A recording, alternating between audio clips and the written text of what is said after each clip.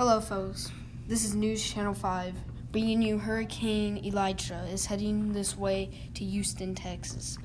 Stocks are out of stores.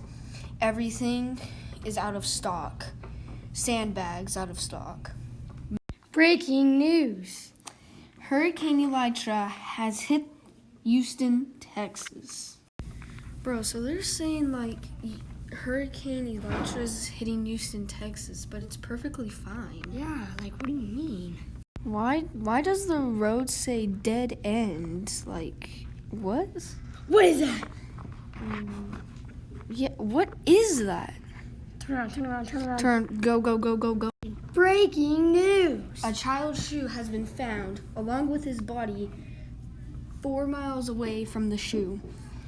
Suspects don't know what happened or detectives, but it will soon be found out.